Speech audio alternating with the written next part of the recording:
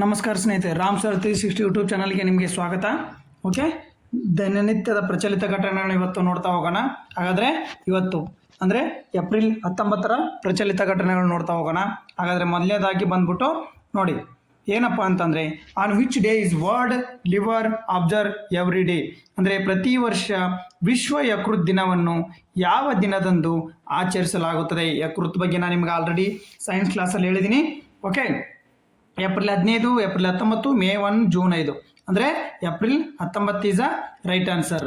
ಹಾಗಾದರೆ ಯಕೃತ್ ದಿನ ಏನಪ್ಪ ಇದ್ರ ವಿಶೇಷ ಅಂದರೆ, ಯಕೃತ್ನ ಆರೋಗ್ಯ ಬಗ್ಗೆ ಎಚ್ಚರಿರಲು ಈ ದಿನವನ್ನು ಆಚರಣೆ ಮಾಡ್ತಕ್ಕಂಥದ್ದು, ನಿಮ್ಮ ಯಕೃತ್ತಿನ ಬಗ್ಗೆ ಆರೋಗ್ಯವನ್ನು ಯಾವ ರೀತಿ ಕಾಪಾಡ್ಕೋಬೇಕು ಅಂತೇಳಿ ಮಾಡಲಿಕ್ಕೆ ಈ ದಿನವನ್ನು ಆಚರಣೆ ಮಾಡ್ತಾರೆ. ಪ್ರತಿ ವರ್ಷವೂ ಏಪ್ರಿಲ್ 19ರಂದು ವಿಶ್ವ ಯಕೃತ್ತಿನ ದಿನವನ್ನು ಆಚರಿಸಲಾಗುತ್ತದೆ. ಎಸ್ ಕರೆಕ್ಟ್, ಪ್ರತಿ ವರ್ಷ ಏಪ್ರಿಲ್ 19. ನೋಡ್ರಿ, ಯಕೃತ್ತಿನ ಪೋಷಕಾಂಶಗಳು ಸಂಸ್ಕರಿಸುವುದು, ರಕ್ತದಲ್ಲಿನ ಸಕ್ಕರೆಯನ್ನು ನಿಯಂತ್ರಿಸುವುದು, ಶಕ್ತಿಯನ್ನು ಸಂಗ್ರಹಿಸುವುದು, ಅಗತ್ಯ ಪ್ರೋಟೀನ್ಗಳನ್ನು ತಯಾರಿಸುವುದು ಮತ್ತು ರಕ್ತದಿಂದ ವಿಷವನ್ನು ತೆಗೆದು ಹೀಗೆ ನಿರಂತರ ಕೆಲಸ ಮಾಡ್ತಕ್ಕಂಥದ್ದು ಯಾವುದು? ಯಕೃತ್ತು. ಓಕೆ, ಯಕೃತ್ತು ಈ ಕೆಲಸವನ್ನು ಎಲ್ಲ ಮಾಡ್ತಕ್ಕಂಥದ್ದು. ಓಕೆ, ನೋಡ್ರಿ ಯಕೃತ್ನ ಏನಪ್ಪ ಇದ್ರದಂತಂದ್ರೆ, ಯಕೃತ್ತಿನ ಬಗ್ಗೆ ಮಾಹಿತಿ ನೋಡೋದಾದ್ರೆ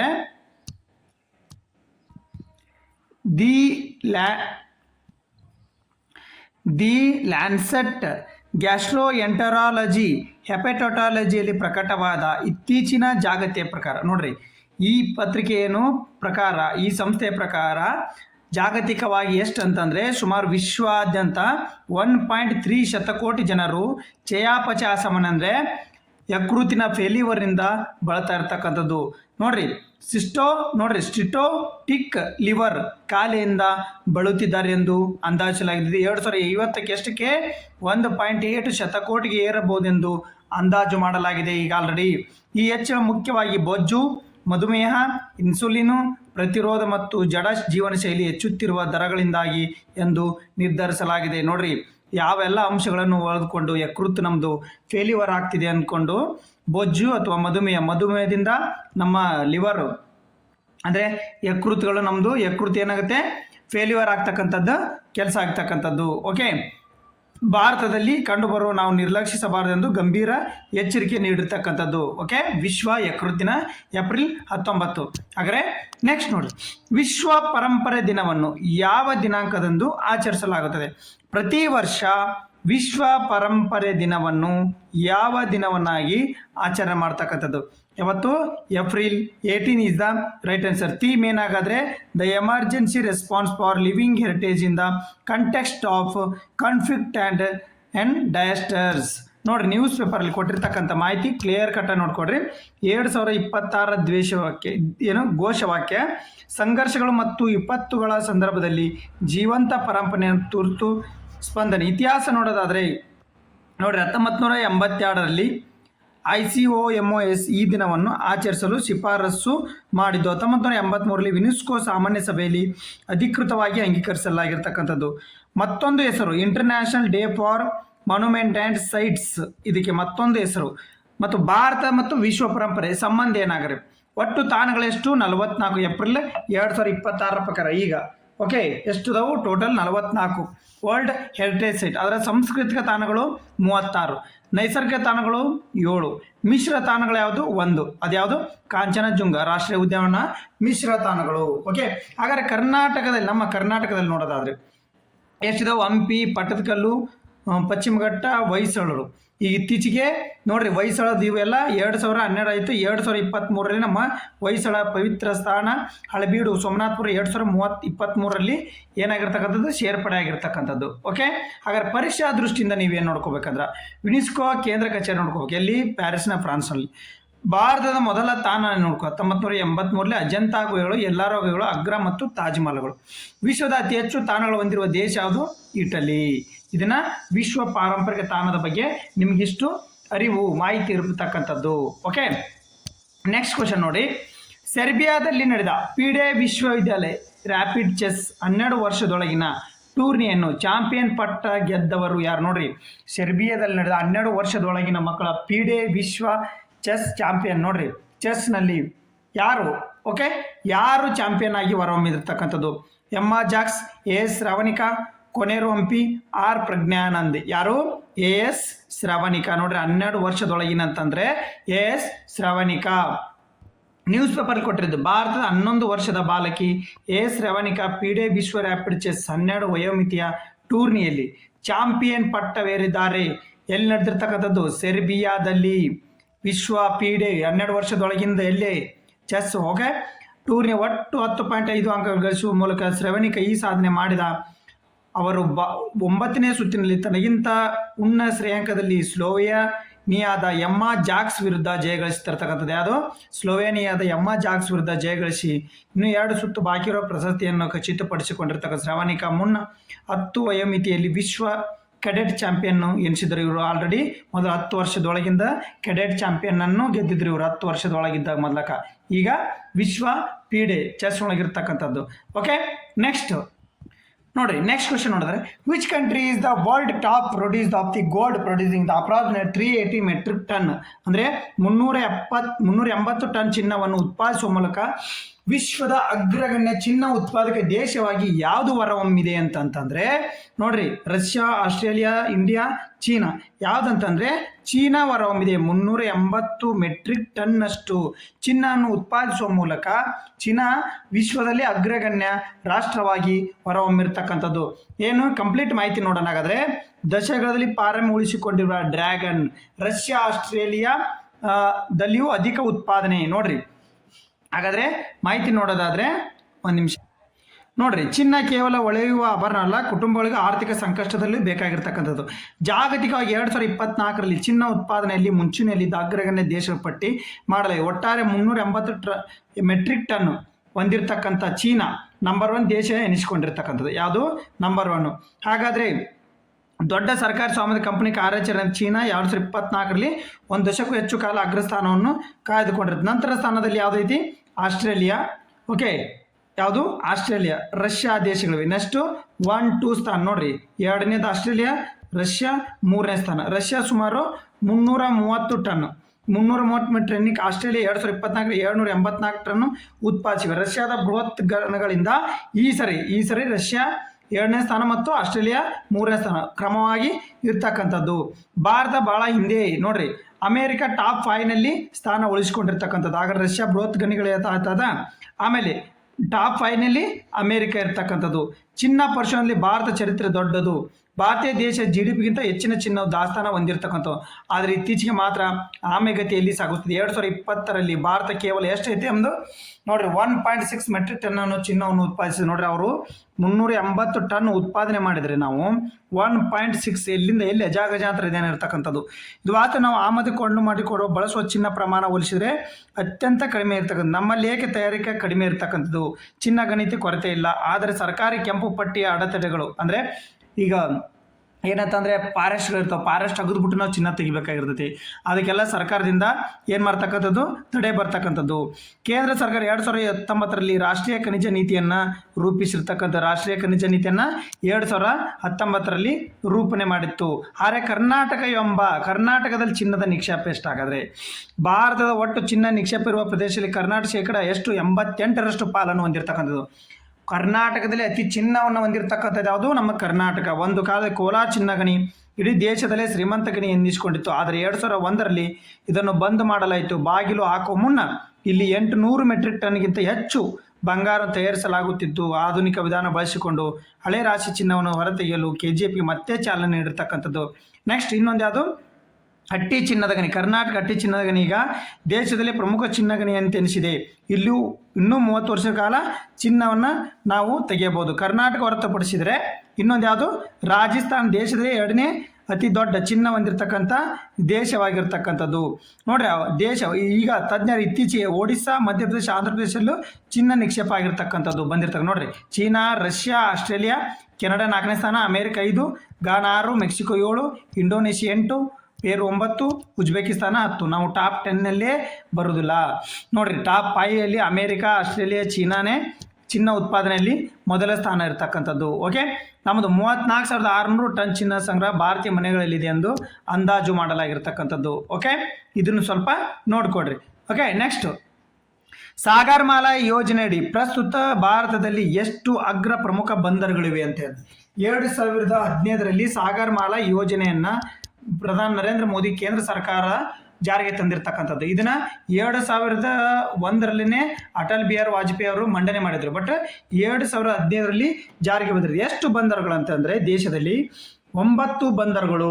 ಓಕೆ, 9 ಬಂದರುಗಳು. ಏನಿದು ಮಾಹಿತಿ ನೋಡೋದಾದ್ರೆ ನೋಡಿ, ಕಳೆದ ಒಂದು ದಶಕದಲ್ಲಿ ಭಾರತ ಸರ್ಕಾರ ವಲಯ ಸಾಮರ್ಥ್ಯ ಸಂಪರ್ಕ ಕಾರ್ಯಾಚರಣೆ ದಕ್ಷತೆ ಗಮನಾರ್ಹ ಕಂಡಿದ್ದು ಅಂತಂದ್ರೆ 845 ಯೋಜನೆ, ಒಟ್ಟ 3,6 ಲ್ಯಾಕ್ಸ್ ಕೋಟಿ ಗುರಿ ಹೂಡಿಕೆ, 320 ಯೋಜನೆಗಳ ಅನುಷ್ಠಾನ, 9 ಅಗ್ರ ಬಂದರುಗಳ ಭಾರತದಲ್ಲಿ ಇರ್ತಕ್ಕಂಥದ್ದು. ಓಕೆ, 2025 ಮಾರ್ಚ್ನಲ್ಲಿ ಆರಂಭವಾದ ಸಾಗರಮಾಲಾ 2.0 ಅಡಿಯಲ್ಲಿ 75,486 ಕೋಟಿ ಬೆಂಬಲದೊಂದಿಗೆ 3.6 ಲಕ್ಷ ಕೋಟಿ ಸುಮಾರು ಹೂಡಿಕೆ ಆಕರ್ಷಿತ ಮಾಡಿರ್ತಕ್ಕಂಥದ್ದು. 2026-27 ವೇಳೆ 1.54 ಲಕ್ಷ ಕೋಟಿ ರೂಪಾಯಿ ಮೌಲ್ಯದ 315 ಯೋಜನೆಗಳನ್ನು ಪೂರ್ಣಗೊಂಡಿರ್ತಕ್ಕಂಥದ್ದು. ಓಕೆ, ದೇಶದಲ್ಲಿ ನೋಡ್ರಿ, ಇದು ಸರಕು 100 ವಿಶ್ವದ ಅಗ್ರ 100 ಬಂದರ ಪಟ್ಟಿಯಲ್ಲಿ ಭಾರತ 9 ಸ್ಥಾನಗಳನ್ನು ಪಡೆದಿರ್ತಕ್ಕಂಥ 9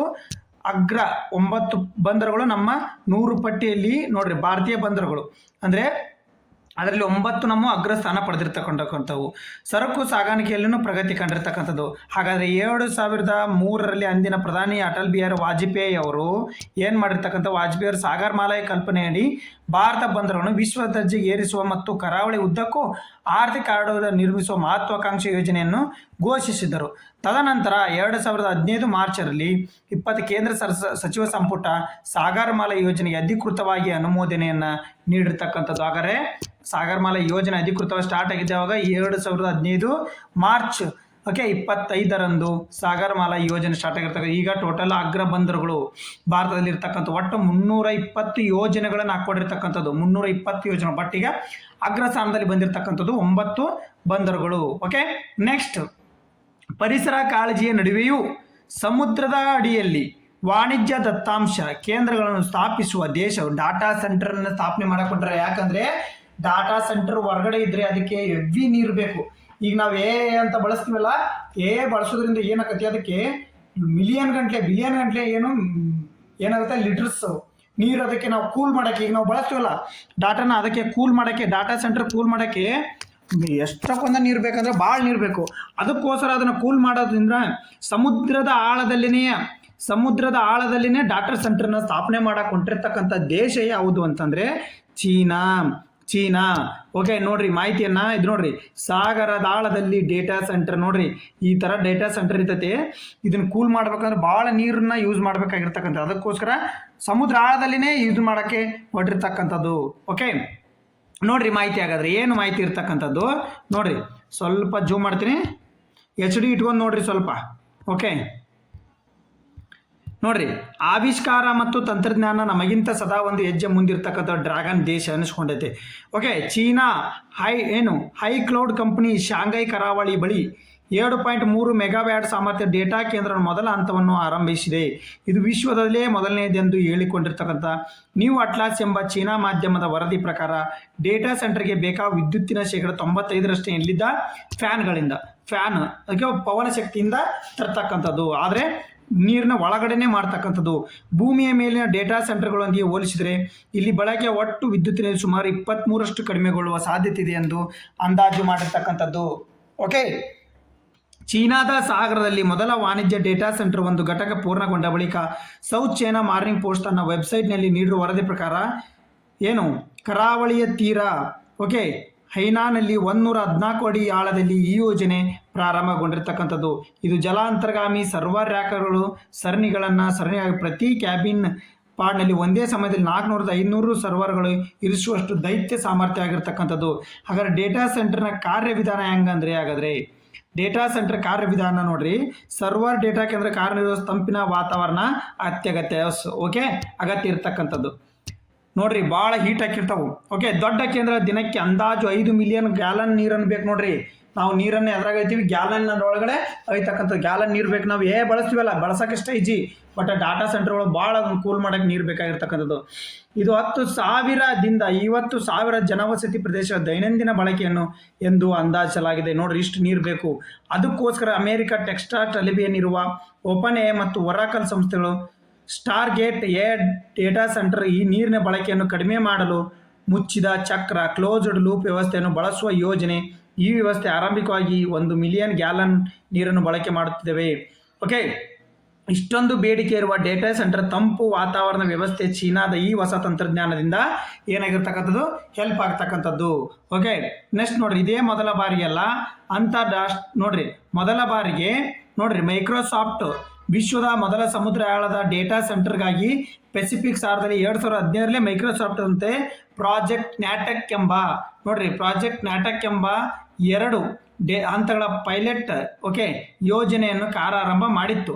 ಬಟ್ ಜೂನ್ 2024 ವೇಳೆ ಈ ಯೋಜನೆ ಕೈ ಬಿಡಲಾಗಿದೆ ಎಂದು ಮೈಕ್ರೋಸಾಫ್ಟ್ ಏನು ತಿಳಿಸಿರ್ತಕ್ಕಂಥದ್ದು. ಪ್ರಾಜೆಕ್ಟ್ ನ್ಯಾಟಿಕ್ ನೆನಪಿರಲಿ. ಓಕೆ, ಡಾಟಾ ನೀರಿನಾಳಲ್ಲಿ ಏನು ಮಾಡ್ತಕ್ಕಂಥದ್ದು, ಡಾಟಾ ಸೆಂಟರನ್ನು ಓಪನ್ ಮಾಡ್ತಕ್ಕಂಥದ್ದು. ಓಕೆ, ನೆಕ್ಸ್ಟ್ ದುಬೈನಲ್ಲಿ ಅನಾವರಣಗೊಂಡ ಹೊಸ ಏರ್ ಟ್ಯಾಕ್ಸಿ. ನೋಡ್ರಿ, ಹೊಸ ಏರ್ ಟ್ಯಾಕ್ಸಿಯ ಗರಿಷ್ಠ ವೇಗ ಎಷ್ಟು ಅಂತ ಕೇಳಿದರೆ ಎಷ್ಟು ಅಂತಂದ್ರೆ ನೋಡ್ರಿ, ದುಬೈ ವಿಶ್ವದಲ್ಲೇ ಮೊದಲ ಏರ್ ಟ್ಯಾಕ್ಸಿ ನಿಲ್ದಾಣ ಅನಾವರಣ ಮಾಡಿರ್ತಕ್ಕಂಥವ್ರು ಯಾರು? ದುಬೈ. ಯಾವುದು? 321 ಕಿಲೋಮೀಟರ್ ವೇಗ. ನೋಡ್ರಿ, ಗಂಟೆಗೆ 321 ಕಿಲೋಮೀಟರ್ ವೇಗದಲ್ಲಿ. ನೋಡ್ರಿ, ದುಬೈ ವಿಶ್ವದ ಮೊದಲ ಏರ್ ಟ್ಯಾಕ್ಸಿ ನಿಲ್ದಾಣ ಅನಾವರಣ. ವಿಶ್ವದ ಮೊದಲ ಏರ್ ಟ್ಯಾಕ್ಸಿ ನಿಲ್ದಾಣಕ್ಕೆ ದುಬೈ ಅಂತಾರಾಷ್ಟ್ರೀಯ ವಿಮಾನ ನಿಲ್ದಾಣ ಬಳಿ ನಿರ್ಮಾಣಗೊಂಡಿದೆ. ಈ ವರ್ಷದ ಒಳಗೆ ನಗರದ ಏರ್ ಟ್ಯಾಕ್ಸಿ ಸೇವೆ ಆರಂಭಗೊಳ್ಳುತ್ತೆಂದು ಹೇಳಿರ್ತಕ್ಕಂಥದ್ದು. ಇದು ನೋಡ್ರಿ, ಪ್ರಯಾಣಾವಧಿ 45 ನಿಮಿಷದಿಂದ 10 ನಿಮಿಷಕ್ಕೆ ಇಳಿತಕ್ಕಂಥದ್ದು. ಈ ಏರ್ ಟ್ಯಾಕ್ಸಿ ಆಕಾಶದಲ್ಲಿ ಗಂಟೆಗೆ 321 ಕಿಲೋಮೀಟರ್ ವೇಗದಲ್ಲಿ ಸಂಚರಿಸುವ ಮೂಲಕ ಪ್ರವಾಸಿಗರ ಪ್ರಮುಖ ಆಕರ್ಷಣೆಯಾಗಿದ್ದು ನಗರ ಸಂಚಾರ ಸುಗಮವಾಗಿರುತ್ತೆ. ನಮ್ಮ ಭಾರತದಲ್ಲೂ ಬೇಕೇ ಬೇಕಾದ್ರೆ ಏರ್ ಟ್ಯಾಕ್ಸಿ ನಿಲ್ದಾಣವನ್ನು ಮಾಡ್ಕೊಳ್ತಕ್ಕಂಥದ್ದು ಸ್ವಲ್ಪ ಕಷ್ಟಕರ. ಅಲ್ಲಿ ಬೇಕಾದಂಗೆ ಮರುಭೂಮಿ ಐತಿ ಮಾಡ್ಕೊತಾರೆ ಅವರು. Okay, air taxi. ನೆಕ್ಸ್ಟ್ ನೋಡ್ರಿ, ಅತಿ ಹೆಚ್ಚು ಬಾರಿ ಬಾಹ್ಯಾಕಾಶ ನಡಿಗೆ ಮಾಡಿದ ಚೀನಾದ ಮೊದಲ ಗಗನಯಾತ್ರಿ ಎಂಬ ದಾಖಲೆ ಬರೆದವರು ಯಾರು? ನೋಡ್ರಿ, ದಾಖಲೆ ಬರೆದವರು ಯಾರಂದ್ರೆ ಶೆಂಚೌ 20. ನೋಡ್ರಿ ಎಷ್ಟು ನೋಡ್ರಿ, ಗ್ವಾಂಗ್ಲೂ ಅಂತ ಬರ್ತಾರೆ, ಆದರೆ ಗಾಂಗ್ಲೂ ಅಲ್ಲ, ಅದರ ಹೆಸರು ಬೇರೆ ಐತೆ. ಅವರು ಏನು ಹೇಳ್ತಾರೆ, ಶಂಚು 21 ಶಂಚು ಅಂತಕ್ಕಂಥದ್ದು ಹೆಸರು ಬರ್ತೈತೆ ಅವ್ರದ್ದು. ಗಗನಯಾತ್ರಿ ಅಂದ್ರೆ ಜಾಂಗ್ಲೂ. ನೋಡ್ರಿ, ಚಾಂಗ್ಲೂ ಅವ್ರ ಹೆಸರು, ಚಾಂಗ್ ಲೂ. ಈ ಚೀನಾದ ಹೆಸರು ಸಮೇತ ಅನ್ನಕ್ಕೆ ಬರ್ತದೆ, ಚಾಂಗ್ಲೂ ಸರಿಯಾದ ಉತ್ತರ. ಓಕೆ, ಗ್ಯಾಂಗ್ಲೂ ಅಂತ 2 ಆಪ್ಷನ್ ಒಂದಾಗಿದ್ದಾವೆ. Changlu option D, Changlu is the right answer. ಏನಿದು ಹಾಗಾದ್ರೆ ನಿಮ್ಗೆ ಅರ್ಥ ಆಗ್ಲಿಕ್ಕಂದ್ರೆ ಇಲ್ಲಿ ಬರ್ರಿ. ನೋಡ್ರಿ, ನಾಸಾ ಚೀನಾದ ಬಾಹ್ಯಾಕಾಶ ನಿಲ್ದಾಣ ಏನು ಶೆಂಚೌ 21 ಗಗನಯಾತ್ರಿ ತಂಡವು ತಮ್ಮ 3ನೇ ಸರಣಿಯ ಬಾಹ್ಯಾಕಾಶ ನಡಿಗೆಯನ್ನು ಯಶಸ್ವಿಯಾಗಿ ಪೂರೈಸಿದರೆಂದು ಚೀನಾ ನೋಡ್ರಿ manned space agency CMSA long form ಕೇಳ್ಬೋದು ನಿಮಗೆ. ಚೀನಾ ಮ್ಯಾನ್ಡ್ ಸ್ಪೇಸ್ ಏಜೆನ್ಸಿ ಅಂತ ಅರ್ಥ. ಚಾಂಗ್ಲೂ ನೋಡ್ರಿ, ಚಾಂಗ್ಲೂ VP ಮತ್ತು ನೋಡ್ರಿ ಜಾಂಗ್ ಅವರನ್ನು ಒಳಗೊಂಡ ತಂಡ ಸುಮಾರು 5.5 ಗಂಟೆಗಳ ಕಾಲ ನಿರಂತರವಾಗಿ ಶ್ರಮಿಸಿ ಬೆಳಗಿನ ಜಾವ 1:30ಕ್ಕೆ ತಮ್ಮ ಕಾರ್ಯವನ್ನು ಪೂರ್ಣಗೊಳಿಸಿ ಸ್ಪೇಸ್ ನಿಲ್ದಾಣ ಐತಲ್ಲ, ಸ್ಪೇಸ್ ನಿಲ್ದಾಣಕ್ಕೆ ಹೋಗಿ ಬರ್ತಕ್ಕಂಥ ಕೆಲಸ ಇರೋದು. ಓಕೆ, ಸ್ಪೇಸ್ ಡಾಗ್ ಮಾಡಿ ಅಲ್ಲಿ ಮಾಡ್ತಕ್ಕಂಥ ಏನು ಹೊಸ ದಾಖಲೆ ಆಗಿರ್ತಕ್ಕಂಥದ್ದು. ನೋಡ್ರಿ, ಈ ತಂಡವು ಈ ತಿಂಗಳು 5 ತಿಂಗಳಲ್ಲಿ ಹೆಚ್ಚು ಕಾಲ ಕಕ್ಷೆಯಲ್ಲಿದ್ದು ಪ್ರಸ್ತುತ ಆರೋಗ್ಯವಾಗಿರ್ತಕ್ಕಂಥದ್ದು. ಏನು ಹೊಸ ದಾಖಲೆ ಇದ್ರಾಗ ಆಗಿರ್ತಕ್ಕಂಥದ್ದು, ಈ ಗಗನಯಾತ್ರಿ ಇದರಲ್ಲಿ ಯಾರು? ಚಾಂಗ್ಲೂ ಇವರಿಗೆ ಒಟ್ಟು 7 ಬಾರಿ ಬಾಹ್ಯಾಕಾಶ ನಡಿಗೆಯನ್ನು ಕೈಗೊಳ್ಳುವ ಮೂಲಕ ಚೀನಾದಲ್ಲಿ, ಅಮೆರಿಕದಲ್ಲಿ ಬೇಜಾನ್ ಜನ ಇದ್ದಾರೆ, ಚೀನಾದಲ್ಲಿ ಅತಿ ಹೆಚ್ಚು ಬಾರಿ ಸಾಧನೆ ಮಾಡಿದ ಚೀನಾದ ಮೊದಲ ಗಗನಯಾತ್ರಿ ಎಂಬ ಹೊಸ ದಾಖಲೆಯನ್ನು ಬರೆದಿರ್ತಕ್ಕಂಥದ್ದು.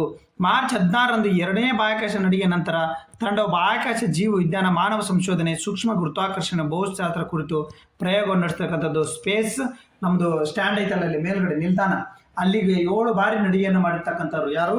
ಜಾಂಗ್ಲೂ. ಓಕೆ, ನೆಕ್ಸ್ಟ್ ಕ್ವಶನ್ ನೋಡ್ರಿ 2025-26ನೇ ಸಾಲಿನ ಎಂ ಗೋಪಾಲಕೃಷ್ಣ ಅಡಿಗ ಪುಸ್ತಕ ಪ್ರಚಾರಕ ಪ್ರಶಸ್ತಿಯನ್ನು ಯಾರು ಆಯ್ಕೆಯಾಗಿದ್ದಾರೆ? ನೋಡ್ರಿ, 2020 ದತ್ತಿ ಪ್ರಶಸ್ತಿಗಳು ಯಾರು ಕರ್ನಾಟಕ ಎಕ್ಸಾಮಿಗೆ ಓದ್ತಿರೋ ಅದಕ್ಕೆ ಇಂಪಾರ್ಟೆಂಟ್ ಇದು. 2025-26ನೇ ಸಾಲಿನ ಎಂ ಗೋಪಾಲಕೃಷ್ಣ ಅಡಿಗ ಪುಸ್ತಕ ಪ್ರಚಾರಕ ಪ್ರಶಸ್ತಿಗೆ ಯಾರು ಆಯ್ಕೆಯಾಗಿದ್ದಾರೆ ಅಂತಂದರೆ ಕೆ ವೆಂಕಟೇಶ್ ಅವರು. ನೋಡ್ರಿ, ಬೆಂಗಳೂರು ಕರ್ನಾಟಕ ಕರ್ನಾಟಕ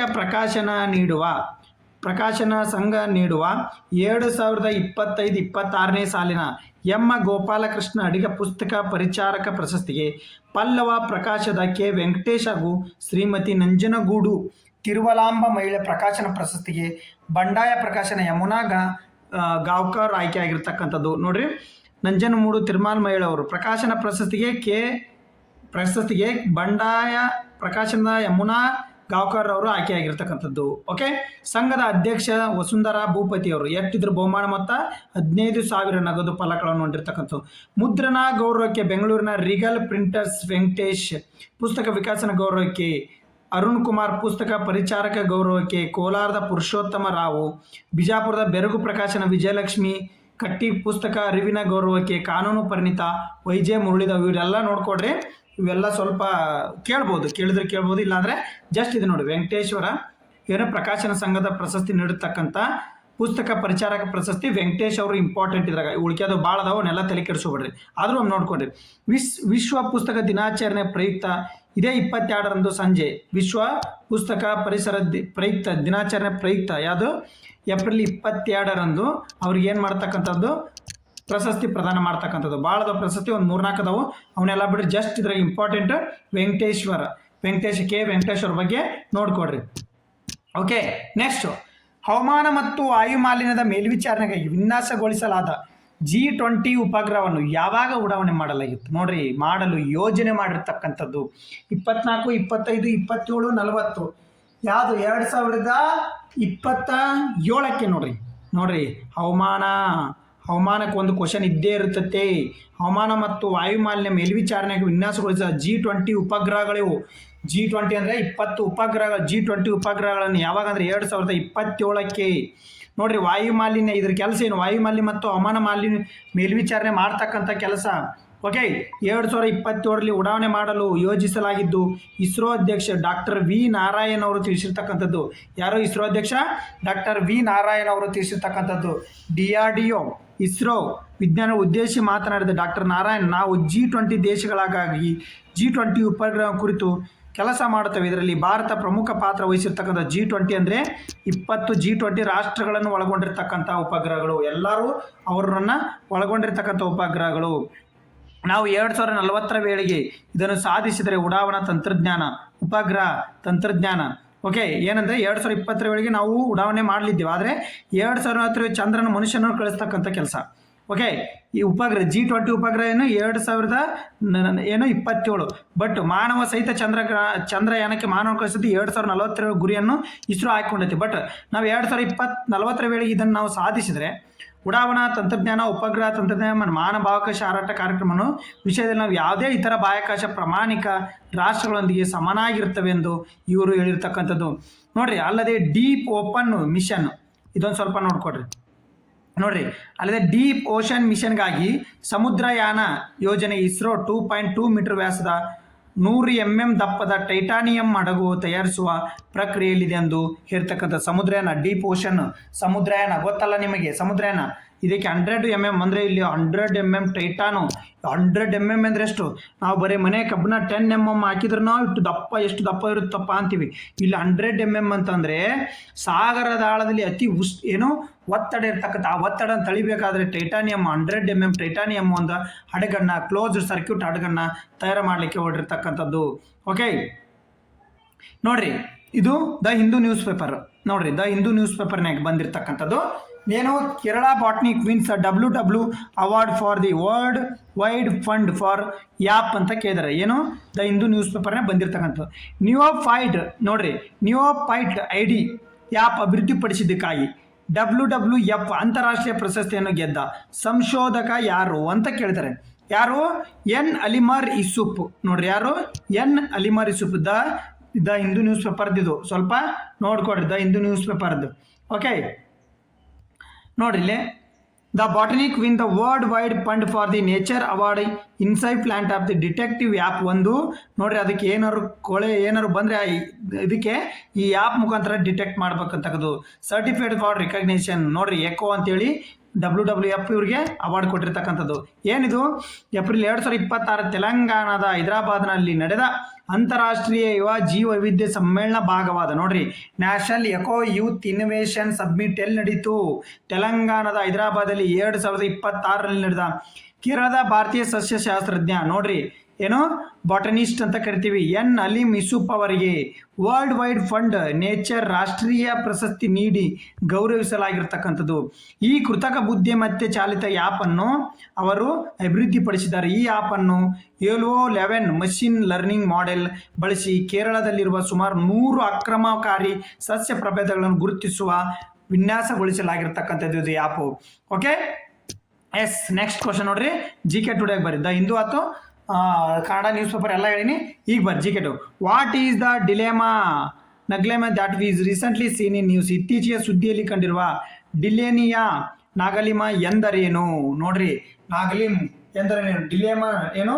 ಡಿಲೇನಿಯಾ ನೋಡ್ರಿ ಏನಪ್ಪ ಇದು ಅಂದರೆ ಹೊಸದಾಗಿ ಪತ್ತೆಯಾದ ಒಂದು ಸಸ್ಯ ಪ್ರಭೇದ ಆಗಿರ್ತಕ್ಕಂಥದ್ದು. ಏನು? ಹೊಸದಾಗಿ ಪತ್ತೆಯಾದ ಒಂದು ಸಸ್ಯ ಪ್ರಭೇದ ಆಗಿರ್ತಕ್ಕಂಥದ್ದು. ಓಕೆ, ಏನಿದ್ರು ನಿಮ್ಮ ಮಾಹಿತಿ ನೋಡೋದಾದರೆ ನೋಡ್ರಿ, ಡಿಲೇನಿಯಾ ನಾಗಲಿಮ್ ಎಂಬುದು ಇಂಡೋ ಮಯನ್ಮಾರ್ ಗಡಿಯಲ್ಲಿ ಬಳಿಯಲ್ಲಿರ್ತಕ್ಕ ನೋಡ್ರಿ, ಇಂಡೋ ಮಯನ್ಮಾರ್ ಗಡಿ ಬಳಿ ಮಣಿಪುರದ ಕಾಮ್ಚಾಂಗ್ ಜಿಲ್ಲೆಯಲ್ಲಿ ಪತ್ತೆಯಾದ ಹೊಸ ಸಸ್ಯ ಪ್ರಭೇದ. ಎಲ್ಲಿ? ಮಣಿಪುರದ ಕಾಮ್ಚಾಂಗ್ ಜಿಲ್ಲೆಯಲ್ಲಿ. ಎಲ್ಲಿ? ಇಂಡೋ ಮಯನ್ಮಾರ್, ಬರ್ಮಾ ಅಂತ ಕರಿತಿದ್ವಲ್ಲ ಮೊದಲು, ಅದು. ಈ ಹೆಸರು ನಾಗಾ ಸಮುದಾಯವನ್ನು ಪ್ರತಿನಿಧಿಸುವ, ಇದು ಅದರ ಸ್ಥಳೀಯ ಮೂಲವನ್ನು ಸೂಚನೆ ಮಾಡಿರ್ತಕ್ಕಂಥದ್ದು. ನೋಡ್ರಿ, ಇದು ಸ್ಥಳೀಯವಾಗಿ ಪ್ರಸ್ತುತ ಒಂದೇ ಸ್ಥಳದಿಂದ ಮಾತ್ರ ತಿಳಿದು ಬಂದಿದೆ. ಇದು ಪ್ರಕಾಶಮಾನವಾದ ಹಳದಿ ಹೂವುಗಳನ್ನು ಮತ್ತು 2 ಸೆರೆಟೆಡ್ ಎಲೆಗಳನ್ನು ಹೊಂದಿರುವ ಸಣ್ಣ ಪೊದೆ ಸಸ್ಯಗಳಾಗಿರ್ತಕ್ಕಂಥದ್ದು. ಓಕೆ, ಇದನ್ನು ಗಾತ್ರ ನೋಡ್ರಿ, ಹೂವಿನ ರಚನೆ, ಸಂತಾನೋತ್ಪತ್ತಿಯ ವೈಶಿಷ್ಟ್ಯತೆಗಳಲ್ಲಿ ಡಿಲೇನಿಮಾ ಪೆಂಟಾಗೆನಾಂಥ ಸಂಬಂಧಿತ ಜಾತಿಗಳಿಂದ ಭಿನ್ನವಾಗಿರುತ್ತೆ. ಇದು ಉಷ್ಣವಲಯದ ಪತನಶೀಲ ಕಾಡುಗಳಲ್ಲಿ 700ರಿಂದ 300 ಮೀಟರ್ ಎತ್ತರ ಬೆಳೆಯುತ್ತದೆ. ನೋಡ್ರಿ, 700ರಿಂದ 300 ಎತ್ತರ ಬೆಳೀತಕ್ಕಂಥ ಒಂದು ಸಸ್ಯ ಪ್ರಭೇದ. ಮೇ ಜೂನ್ನಲ್ಲಿ ಇದು ಹೂ ಬಿಡ್ತಕ್ಕಂಥದ್ದು. ಇತ್ತೀಚೆಗೆ ಪತ್ತೆ ಆಗಿರ್ತಕ್ಕ ನಾಗಾ ಬುಡಕಟ್ಟು ಜನಾಂಗದ ಅವರ ಸಂಸ್ಕೃತಿಯನ್ನು, ಸಮುದಾಯವನ್ನು ಪ್ರತಿಬಿಂಬಿಸ್ತಾ ಮಾಡ್ತಕ್ಕಂಥದ್ದು. ಎಲ್ಲಿ? ಮಣಿಪುರ. ಎಲ್ಲಿ? ಇಂಡೋ ಮಯನ್ಮಾರ್ ಗಡಿ ಒಳಗಡೆ. ಓಕೆ, ನೆಕ್ಸ್ಟ್, ಪೇಟೆಂಟ್ ಲೆಫರ್ಡ್ ಗೆಕ್ಕೋ ಇತ್ತೀಚೆಗೆ ಇತ್ತೀಚಿನ ಯಾವ ರಾಜ್ಯದಲ್ಲಿ ಕಂಡುಬರುವ ಅಪರೂಪದ ವರ್ಣರಂಜಿತ ಭೂಮಿಯ ಸರೀಸೃಪ?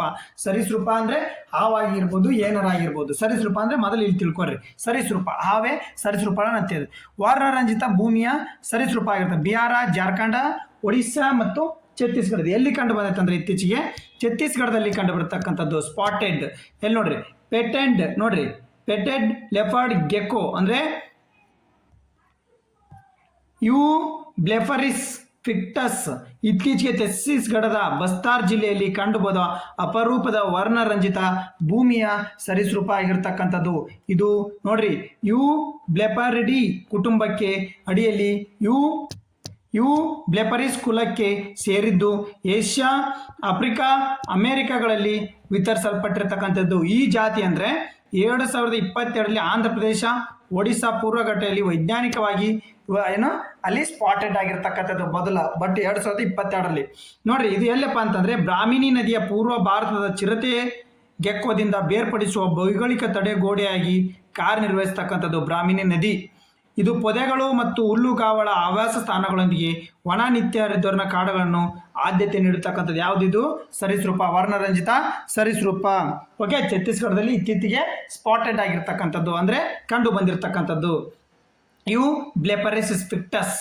ಓಕೆ, ನೆಕ್ಸ್ಟ್, ಐಸ್ ಚಿಂತನ್ ನೋಡ್ರಿ, ಶಿಬಿರ 226 ಅನ್ನು ಯಾವ ನಗರದಲ್ಲಿ ಉದ್ಘಾಟಿಸಲಾಗಿದೆ? ಐಸ್ Chintan Shivir 226 inaugurated in which city? ನೋಡ್ರಿ, ಭಾಳ ಇಂಪಾರ್ಟೆಂಟು ಒಂದು ಇದು ಕಾರ್ಯಕ್ರಮ ಆಗಿರ್ತಕ್ಕಂಥದ್ದು. ಯಾಕಂದ್ರೆ ಮೊನ್ನೆ ಹಡಗು ಕಾರ್ಯಕ್ರಮನ ಕೇಳಿದ್ರು ಕ್ವಶನ್. ಇನ್ನು ಈ ಕಾರ್ಯಕ್ರಮ ಕಳೆಯಲ್ಲ, ಇದು ಒಂದು ಕಾರ್ಯಕ್ರಮ ಅಥವಾ ಉಪಕ್ರಮ ಅಂತ ನೆನ್ಪಿಟ್ಕೋರಿ. ಎಲ್ಲಿ? ನವದೆಹಲಿಯಲ್ಲಿ. ಓಕೆ, ಏನಿದು?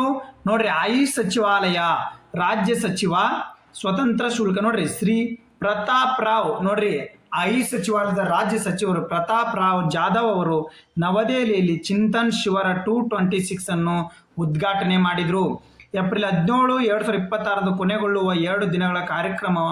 ಈ ಕಾರ್ಯಕ್ರಮವು ಆಯುಷ್, ಆಯುರ್ವೇದ, ಯೋಗ, ಪ್ರಕೃತಿಯ ಚಿಕಿತ್ಸೆ, ಯುನಾನಿ, ಸಿದ್ಧ ಹೋಮಿಯೋಪತಿಯನ್ನು ವಲಯದಲ್ಲಿ ಪ್ರಗತಿಯನ್ನು ಪರಿಶೀಲಿಸೋಕ್ಕೋಸ್ಕರ ಅಂತರವನ್ನು ಗುರುತಿಸುವುದು ಮತ್ತು ಭವಿಷ್ಯದ ಮಾರ್ಗಸೂಚಿಯನ್ನು ಯೋಚಿಸುವ ಇದು ಆಯುಷ್ ಏನಂತಂದ್ರೆ ಚಿಂತನ್ ಶಿಬಿರ ಗುರಿಯನ್ನು ಒಳಗೊಂಡಿರ್ತಕ್ಕಂಥದ್ದು.